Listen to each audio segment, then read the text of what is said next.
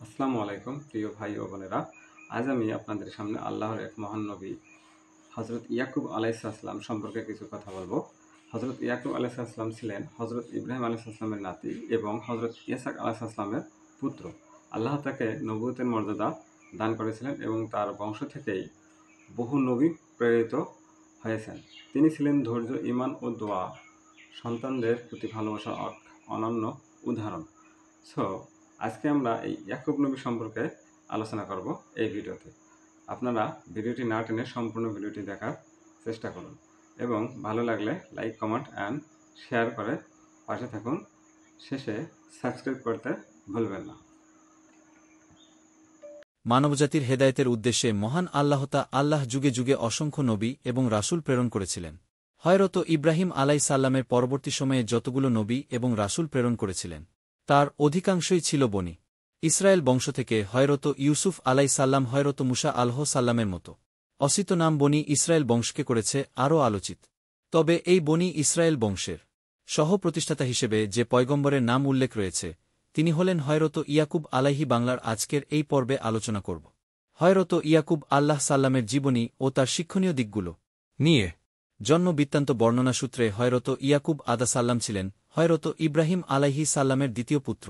হযরত ইসহাক আলাইহিমের দ্বিতীয় সন্তান হযরত ইশাক সাল্লামের প্রথম পুত্রের নাম ছিল এই সুজাকে আরবরা ইশ বলে। আল বিদায়া ওয়ান নিয়ে হায়া গ্রন্থের বর্ণনা অনুযায়ী ইশ এবং ইয়াকুব সাল্লাম ছিলেন যমজ ভাই। হযরত ইশাক সাল্লাম 4 বছর বয়সে রুফাকা বিনতে বাথওয়াইলকে বিয়ে করেন। আহলে কিতাব গানের মতে তার স্ত্রী রুফাকা ছিলেন নিঃসন্তান, তাই ইসাক সালাম আল্লাহর নিকট একটি সৎ সন্তানের জন্য দোয়া করেন।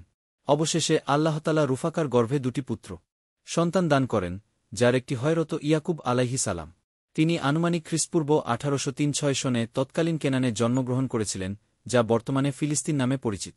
মুসলমানদের বীরত্ব এবং ঐতিহ্যের পিতার নিকট হতে দোয়ালাভ হযরত ইশাক সাল্লাম তার বড় ছেলে ইশকে একটু বেশি আদর করতেন, কেননা তিনি ছিলেন বড়। অপরপক্ষে ইয়াকুব সাল্লাম ছোট হবার কারণে আর বড় ভাই অপেক্ষা অধিকতর মায়ের সান্নিধ্য লাভ করেছিলেন, যে কারণে তিনি মায়ের আদর বেশি পেতেন।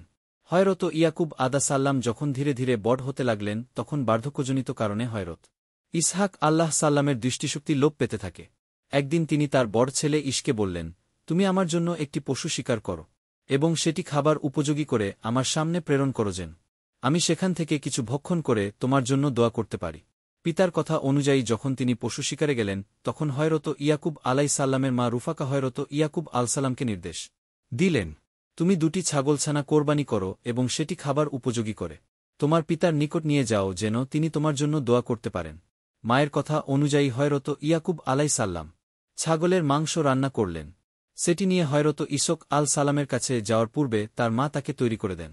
তাকে সুন্দর জামা পরিধান করিয়ে তার 2 হাতে ছাগলের চামড়া জড়িয়ে দেন, কেননা হযরত ইসহাক সাল্লাম এর বড় পুত্রের হাতে অত্যাধিক পশম ছিল। অতঃপর খাবার নিয়ে হযরত ইয়াকুব সালাম তার পিতার নিকট গেলেন এবং তার উপস্থিতি বুঝতে পেরে ইসাক সালাম তাকে প্রশ্ন করেছিলেন, তুমি কে? জবাবে ইয়াকুব সাল্লাম বলেছিলেন, আমি আপনার সন্তান হযরত ইশাক সাল্লাল্লাহ। তার কণ্ঠ শুনে বুঝতে পারলেন এটি ইয়াকুব সাল্লামের কণ্ঠ, তাই তিনি তার শরীরে হাত দিয়ে দেখলেন। তবে ছাগলের চামড়া জড়িত অবস্থা থাকায় তার শরীরের পশম দেখে তিনি ভাবলেন এটি হয়তো তার বড় ছেলে ইশ। অতঃপর হযরত ইসক সালামের খাবারগুলো আহার করেন এবং তিনি হযরত ইয়াকুব সাল্লামকে কাছে টেনে নিয়ে দোয়া করলেন, তোমার ভাই এবং প্রত্যাশিত বংশের প্রতি তুমি মহিমান্বিত হও, সৃষ্টিকর্তা তোমাকে সন্তান এবং জীবিকার দ্বারা পরিপূর্ণ করুক। হযরত ইয়াকুব সাল্লাম তার পিতার কাছ থেকে চলে আসেন। তিনি আসার পরপরই তার ভাই ইস তার পিতার আদেশ অনুযায়ী পশু শিকার করে সেটি থেকে খাদ্য নিয়ে হযরত ইসহাক সাল্লামের সামনে উপস্থিত হন। তার উপস্থিতি বুঝতে পেরে হযরত ইশাক সাল্লাম তাকে জিজ্ঞেস করলেন যে, আমার সন্তান, তুমি পুনরায় আমার কাছে কি নিয়ে হাজির হয়েছ? জবাবে ইস বললেন, আমি সেই খাবার নিয়ে এসেছি যার প্রতি আমি আদিষ্ট হয়েছি। তার কথা শুনে পিতা হযরত ইশাক সাল্লাম বললেন, কিছুক্ষণ পূর্বে আনা তোমার খাদ্য আমি গ্রহণ করেছি এবং তোমাকে দোয়া করেছি, তবে পুনরায় কেন নিয়ে এসেছ? পিতার কথা শুনে ইশ বললেন, সৃষ্টিকর্তার কসম, আমি আসিনি। বিষয়টি পর্যবেক্ষণ করে তাদের দুজনেরই বুঝতে বাকি রইল না যে ইতিপূর্বে যে এসেছিল সেটি ছিল ইয়াকুব সাল্লাম। অতঃপর হযরত ইসহাক সাল্লাম তার পুত্রকে কাছে ডাকবেন এবং তিনি তার প্রতি এক ভিন্ন দোয়া করলেন। তিনি দোয়া করলেন, সৃষ্টিকর্তা তোমাকে এবং তোমার বংশধরকে উর্বর জমিনের অধিকারী করে তুলুক, যা ফল ফলাদি এবং ফসল দিয়ে পরিপূর্ণ। আলহামদুলিল্লাহ সিপি বাংলা এটা আমাদেরই 100 চ্যানেল আমরা বলতে পারি, কারণ এই চ্যানেলের নেপথ্যে যারা আছেন আমাদের আলোকিত গানের বন্ধুরা। তাই আমি আপনাদেরকে অনুরোধ জানাব যে আপনি যদি ভালো কিছু জানতে চান, ভালো কোনো বিষয় যদি কেন অর্জন করতে চান, অবশ্যই সিটিভি বাংলাকে পাশে রাখবেন, সাবস্ক্রাইব করবেন এবং আরও একজন ভাইকে শেয়ার করবেন, যাতে করে আমরা সবাই মিলে ভালো গান আহরণ করে একে অপরের সহায়তা করতে পারি, সুন্দর পৃথিবী করার প্রত্যয়ে এগিয়ে যেতে পারি। কি টিভি বাংলাকে অনেক অনেক মোবারকবাদ, তাদের জন্য দোয়া করছি এবং প্রত্যাশা করছি কি টিভি বাংলা ভালো ভালো এই ধরনের গানমুখী বিভিন্ন ডকুমেন্টারি তারা আমাদেরকে উপহার দেবেন এবং আমাদেরকে সমৃদ্ধ করবেন। ধন্যবাদ। ইয়াকুব আলাইহিস সাল্লামের হিজরত ও বৈবাহিক জীবন। ইয়াকুব আলাইহিস সাল্লাম এর বিষয়টি জানতে পেরে তার বড় ভাই ইশ তার প্রতি অনেক রাগান্বিত হলেন। তিনি মনে মনে সংকল্পবদ্ধ হলেন হয়তো ইয়াকুব আলাইহিস সাল্লামকে এই বিষয়টির জন্য উপযুক্ত শাস্তি দেবেন। ইসের ক্রোধের বিষয়টি তার মা যখন জানতে পারে, তখন তাদের দুজনের শান্তি রক্ষার জন্য হয়তো ইয়াকুব আলাইহিস সাল্লামকে তার মা হারানে অবস্থিত তার মামা লাবানের বাসায় চলে যেতে বললেন। মায়ের কথা অনুযায়ী হয়তো ইয়াকুব আলাইহিস সাল্লাম লাবানে যাওয়ার উদ্দেশ্যে বের হয়ে পড়েন।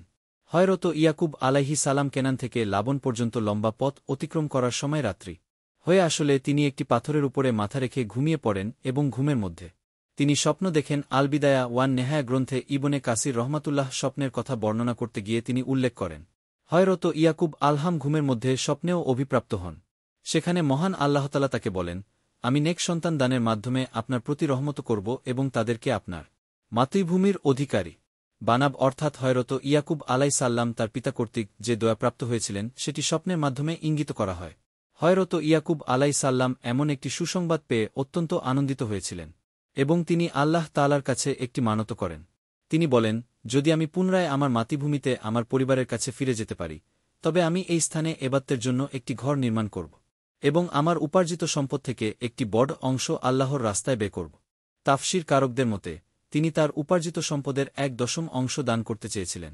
অতঃপর ইয়াকুব আলাইহিস সালাম হারানে তার মামা লাবানের কাছে পৌঁছান এবং তার মায়ের কথা অনুযায়ী তিনি তার মামা লাবনকে তার মামার ছোট কন্যা রাহিলকে বিয়ের প্রস্তাব দেন। কেননা রূপ লাবণ্যের দিক দিয়ে রাহিল ছিল তার বড় বোন লায়ের চাইতো বেশি সুন্দর। তার মামা বিয়ের জন্য রাজি হন, তবে তিনি কিছু শর্ত জুড়ে দেন। হয়তো ইয়াকুব আলহামকে তার মামা 5 বছর মতান্তরে 7 বছর মেষ পালনের শর্ত দিয়েছিলেন, তবে সমাজের রীতি অনুযায়ী তাকে বড় মেয়ে লায়কে বিয়ে করতে হবে, আর সে যদি ছোট মেয়ে রাহিলকেও বিয়ে করতে চায় তবে তাকে আরও 5 বছর মতান্তরে 7 বছর অতিরিক্ত মেষ পালন করতে হবে বলে রাখা ভালো। সেই সময় একই পিতার 2 কন্যাকে বিয়ে করা যায়ছিল। পরবর্তীকালে হয়তো মুসা সাল্লামের উপর তাওরাত নাজিল করার মাধ্যমে এই বিধানটি বাতিল করে দেওয়া হয়। তার মামার দেওয়া শর্ত অনুযায়ী প্রথমে তিনি তার বড় মেয়ে লায়া এবং পরে রাহিলকেও বিয়ে করেন। হয়তো ইয়াকুব আলাইহি ওয়াসাল্লামের পারিবারিক জীবন ও সন্তান লাভ। হয়তো ইয়াকুব আলাইহিস সাল্লামের 2 স্ত্রী লায়া ও রাহিলের জন্য তার মামা একটি করে দাসীও দিয়েছিলেন। বর্ণনা অনুযায়ী তাদের নাম যথাক্রমে জুলফা ও বালহা। দীর্ঘ সময় অতিবাহিত হওয়ার পরও রাহেলের গর্ভে আল্লাহতালা কোনো সন্তান দেননি। অপরপক্ষে তার বড় বোন লায়া 4টি সন্তান প্রদান করেন। রাহিল যেহেতু কোনো সন্তান জন্মদান করতে পারেনি, তাই তিনি তার বড় বোন লায়ের 4 সন্তানকে দেখে ঈশান্বিত হন। সে কারণেই তিনি তার দাসী বালহাকে ইয়াকুব আলাইহিস সাল্লামের কাছে দিয়ে দেন এবং তার দাসী বালহা পরপর 2 বার গর্ভধারণ করেন ও 2টি পুত্র সন্তানের জন্ম দেন। বিষয়টি ইয়াকুব আলাইহিস সাল্লামের বড় স্ত্রী লায়ের নিকট মোটো পছন্দ হয়নি, তাই তিনিও তার দাসী জুলফাকে ইয়াকুব আলাইহিস সাল্লামের কাছে দিয়ে দেন। অতঃপর জুলফাও 2 জন পুত্র সন্তান জন্মদান করেন। এর কিছুদিন পরেই ইয়াকুব আলাইহিস সাল্লামের বড় স্ত্রী লায়া পুনরায় 2টি পুত্র সন্তান জন্মদান করেন। এইভাবে হযরত ইয়াকুব আলাইহিস সাল্লামের ধর্ষে 10টি পুত্র সন্তান জন্মগ্রহণ করেন। এর কিছুদিন পরে লায়া পুনরা সন্তানসম্ভবা হলে এবার তিনি একটি কন্যা সন্তানের জন্মদান করেন, যার নাম রাখা হয় লাইলা বিনতে ইয়াকু এবং ধারণা করা হয় লাইলাই পৃথিবীতে একমাত্র নারী যা দাদা, পিতা, ভাই, স্বামী ও সন্তান প্রত্যেকেই মহান আল্লাহ তাআলার মনোনীত নবী ছিলেন। যা দাদা হয়তো ইসক আলাইহিস সালাম, পিতা হয়তো ইয়াকুব আলাইহিস সাল্লাম, ভাই হয়তো ইউসুফ আলাইহি ওয়াসাল্লাম, স্বামী হয়তো আইজুব আলাইহিস সাল্লাম এবং সন্তান হয়তো জুলফিকার আলাইহিস সাল্লাম প্রত্যেকেই মহান আল্লাহ তাআলার পয়গম্বর ছিলেন। ইয়াকুব আলাইহিস সাল্লামের বড় স্ত্রী লায়া ও 2 দাসীর গর্ভ হতে তিনি মোট 11টি সন্তান লাভ করেন। তবে এখনও তার দ্বিতীয় স্ত্রী রাহিল ছিল সন্তানহীন, অথচ তিনি সর্বদাই মহান আল্লাহ তাআলার কাছে একটি সৎ সন্তানের জন্য দোয়া করতেন। একদিন আল্লাহ তাআলা তার দোয়া কবুল করলেন এবং রাহিলের গর্ভে একটি পুত্র সন্তান জন্মদান করলেন, যার নাম হয়তো ইউসুফ আলাইহিস সাল্লাম। বলা হয়ে থাকে ধৈর্যের ফল নাকি সুমিষ্ট, এমনটাই ঘটেছিল রাহিলের সঙ্গে। তিনি একটি সন্তানের জন্য যে পরিমাণ ধৈর্যধারণ এবং মহান আল্লাহর কাছে দোয়া করেছেন, আল্লাহ তার প্রতিফলন স্বরূপ তার গর্ভে পৃথিবীর সবচাইতে সুন্দরতম পুরুষটি দান করেছিলেন এবং তার ভাইদের মধ্যে হযরত ইউসুফ আলাইহিসসালামই ছিলেন একমাত্র পেগাম্বার এবং বহু প্রতীক্ষার পরে হযরত ইউসুফ আলসালামের জন্ম হয়।